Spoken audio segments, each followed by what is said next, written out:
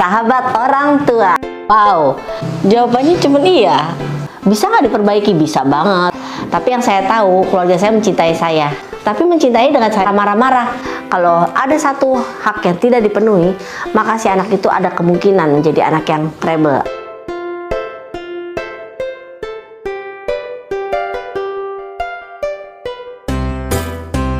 Hai Sota, sahabat orang tua. Kembali dengan saya Bunda Lucy. Nah, udah lama kan nggak ngeliat saya? Iya, saya juga udah lama nggak ngeliat teman-teman semua. Di comeback kali ini, saya ingin memberikan nuansa yang baru, nggak membosankan ya belajar di sini. Teman-teman akan belajar banyak bagaimana menggabungkan antara teori yang sudah kita ketahui dengan praktisnya yang sehari-hari biasa saya lakukan. Wow, ini ada kotak Pandora guys. Kita lihat yuk. Next pin.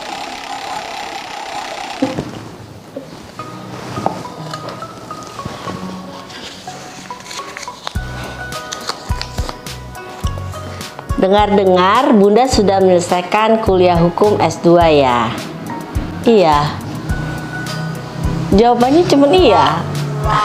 Tapi yang menarik, teman-teman saya itu kaget. Kok hukum? Nah, ceritanya begini guys. Jadi waktu tahun 2021,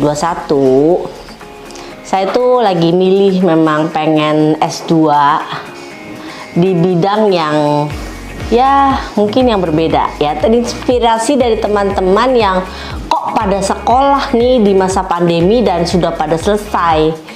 Lalu ada satu teman saya bilang, kalau kamu mau sekolah ya ini waktunya. Kemudian saya survei tuh beberapa pilihan yang mau saya geluti. Dan sama sekali saya tidak terpikir tentang yang namanya hukum.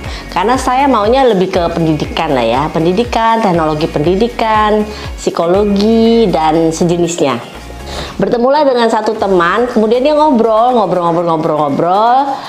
Dia juga ternyata mengambil jurusan yang sama di hukum. Kemudian setelah saya pertimbangkan, apa sih irisan antara hukum dan psikologi?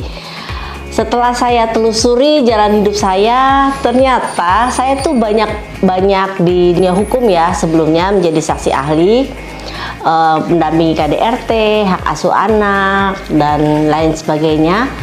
Oh iya, itu kan hukum ya gitu. Dan saya juga beberapa kali kena kasus hukum. Maksudnya apa? Dibohongin orang. Dibohongin tentang surat perjanjian. Karena kita buta hukum ya. Di Indonesia itu buta banget sama yang namanya hukum gitu. Kemudian ketika saya masuk ke semester pertama, saya deg-degan banget karena nggak ngerti sama sekali. Saya juga nggak terlalu suka sama yang namanya hukum, dunia politik lah, pokoknya nggak suka lah. Sampai akhirnya suatu saat dosen saya bilang gini, hukum itu ada di mana saja. Begitu kamu keluar rumah, itu kamu sudah berhadapan dengan hukum.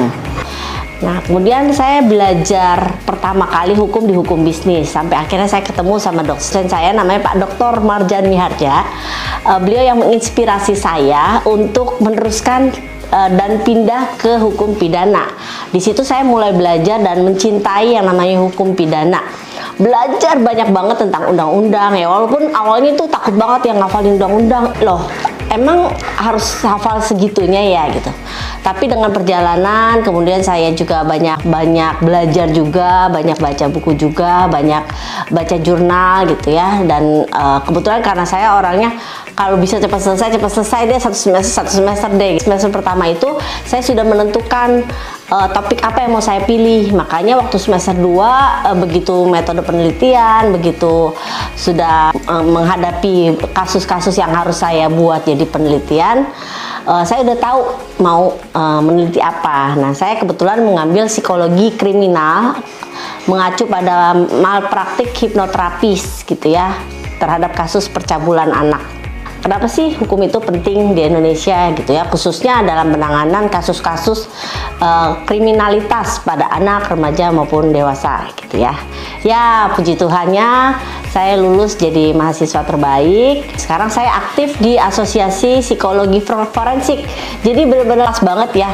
Jadi emang Tuhan itu udah mengatur sedemikian rupa dari perjalanan hidup saya, kenapa saya harus dihukum, bukan dihukum, ngambil hukum. Jadi saya ngambil hukum itu memang sudah jalannya kali ya, sampai akhirnya saya menemukan Asosiasi Psikologi Forensik, walaupun saya sudah keanggotaan dari tahun 2021, tapi saya nggak ngerti itu apa, gimana berkecimpungnya. Tapi dengan bantuan teman-teman, dengan ajakan beberapa teman-teman yang ada di APSI4, saya akhirnya berkecimpung juga di dunia hukum dan psikologi.